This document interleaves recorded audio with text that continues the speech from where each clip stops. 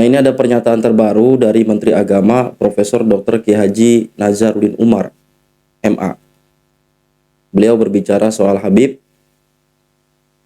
dan di sini saya menemukan postingan, tentu dari postingan kibin-kibin yang masih terdoktrin bahwa Habib adalah dzurriyyat Rasul.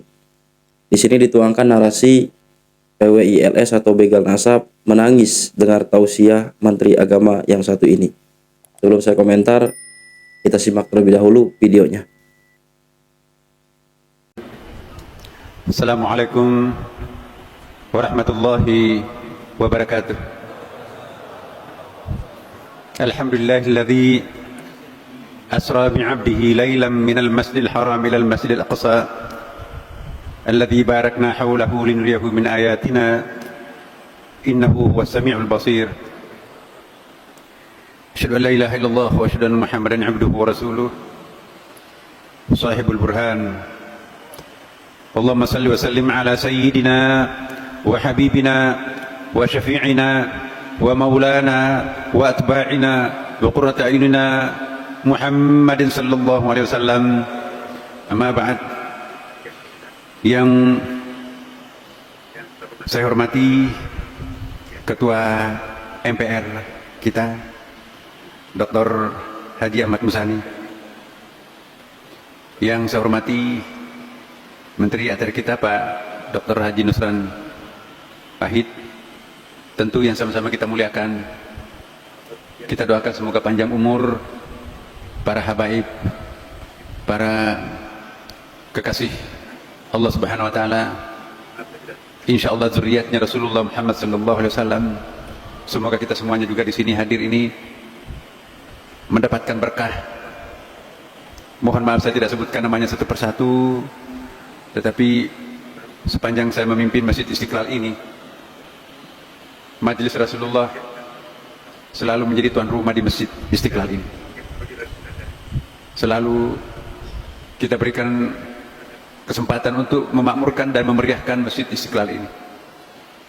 Tidak ada sedikit pun yang perlu diragukan dari Majelis Rasulullah, karena komitmennya terhadap umat dan bangsa dan negara ini tidak perlu diragukan.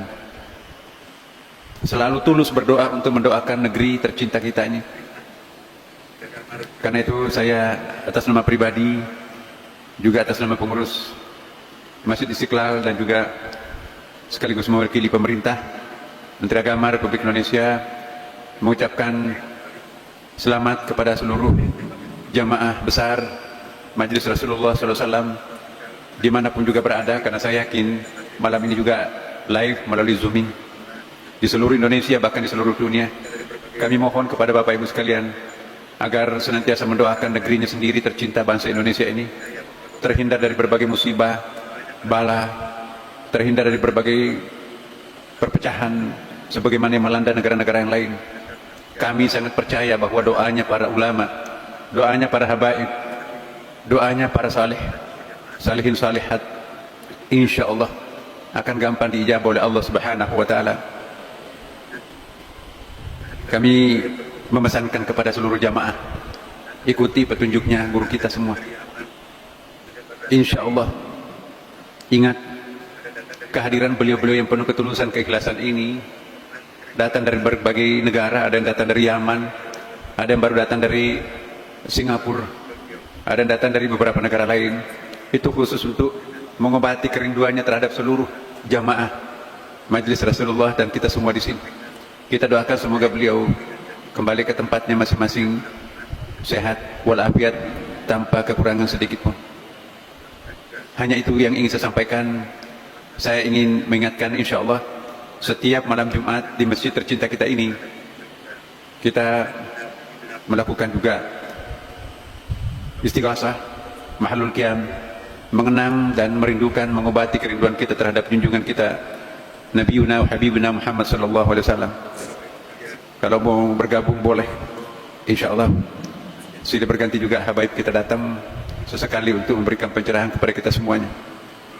Kepada Bapak Ibu sekalian, sekali lagi saya mohon senantiasa mendoakan negerinya sendiri, agar negeri kita ini betul-betul mendapatkan keutamaan-keutamaan Semoga bangsa kita ini mampu tampil sebagai, saya tidak ingin mengatakan pemandu atau pemimpin negeri-negeri yang ada, tetapi paling tidak Indonesia bisa menjadi contoh kestabilan politiknya, kestabilan ekonominya, dan yang paling penting juga insya Allah kita bermohon kestabilan akhlakul karimahnya.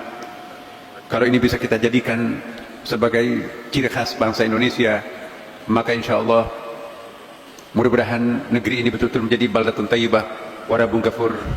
Kita menunggu Gus Baha yang datang jauh-jauh dari Semarang, kita dengarkan bersama. Saya mohon Bapak Ibu sekalian, kita mengikuti acara ini sampai selesai. Semoga kita membawa pulang berkah. Demikian, wallahul muwaffiq ila aqwamit thariq. Wassalamualaikum warahmatullahi wabarakatuh. Waalaikumsalam warahmatullahi wabarakatuh. Jadi yang pertama saya menangkap bahwa memang beliau Menteri Agama kita masih berhusnuzon bahwa Habib-Habib itu adalah zuriat Rasulullah Shallallahu Alaihi Wasallam. Artinya, ya beliau juga belum mengkaji seperti yang dilakukan oleh Kiai Haji Ahmaduddin Utsman Al-Bantani yang sudah meneliti dan melakukan pengkajian itu. Itu yang pertama. Nah, soal narasi di sini kemudian PWLS atau Begal Nasab menangis dengar tausiah Menteri Agama yang satu ini. Ya, apa alasannya untuk menangis? Karena nggak ada motif, pure untuk memberikan pencerahan saja ke umat. Jadi santai saja, biasa gitu. Dan disinilah kita jadi mengerti artinya memang polemik nasab ini atau jejak digital rekam jejak Habib-Habib dan Ba'alwi di bumi Nusantara ini sesuai data dan fakta sejarah, ya bagi PBNU, bagi MUI, bagi Menteri Agama saat ini, yaitu sesuatu yang memang notabene tidak membahayakan dan hal yang biasa saja. Secara garis besar seperti itu. Nah, kalau kita yang saat ini kemudian dicerahkan oleh Kiai Imad menganggap bahwa ini akan membahayakan, cuman memang dampaknya itu tidak signifikan. Sama halnya seperti kebijakan pemerintah, itu kan tidak langsung dirasakan oleh rakyat. Ketika pemerintah pusat memberikan kebijakan A, B, C, D sampai Z, apakah rakyat kecil itu merasakan secara langsung? Tentu tidak. Sama sekali tidak. Dan itu juga sama apa yang saat ini kemudian dituangkan oleh para alim, para kiai, para ulama Nusantara yang dalam hal ini tergabung dalam Laskar Sabilillah, PWI Laskar Sabilillah itu ya notabene ya mencerahkan saja, biasa saja gitu, nggak ada motif, nggak ada apa ya, nggak ada target apapun. Yang penting tetap masih ikhtiar gitu kan, menyelamatkan doktrin yang memang selama ini ya sudah mengakar ya ratusan tahun. Wajar kan udah ratusan tahun masyarakat Indonesia ini kemudian didoktrin atas klaim zuriat Nabi itu Habib kan gitu. Ya wajar sekali. Justru ini terus harus diejawantahkan agar nanti generasi next level, generasi yang akan datang itu justru yang akan mengambil alih estafet dakwahnya dari Kiai Imad itu demi mencerdaskan bangsa. Karena saya pikir perkara Habib ini luar biasa. Bukan hanya kaitannya dengan klaim dustanya itu, bukan cuma dengan ajaran. Ini berdampak juga kepada pola pikir masyarakat Indonesia yang nanti masuknya ke dalam ruang pendidikan. Mindsetnya orang Indonesia seperti apa, wabil khusus kaum muslimin, wabil khusus lagi kalau kita kerucutkan kepada kaum Nahdliyin yang ya mohon maaf terbilang masih sangat kuat memegang logika mistika, ya masih kuat dengan cerita-cerita tahayul, percaya dengan cerita-cerita khurafat. Yang penting yang menceritakan adalah orang yang dikenal sebagai sosok tokoh agama. Wah, udah gampang itu.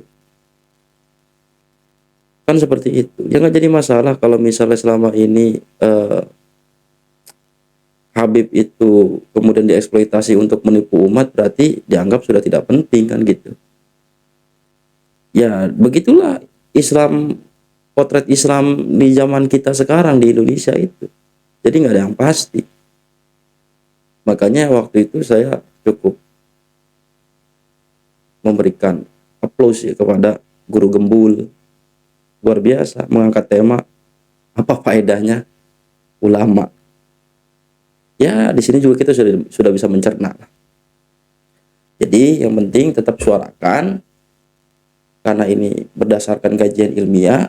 Kawal terus ulama Nusantara demi mencerdaskan kehidupan umat Islam di Indonesia ini.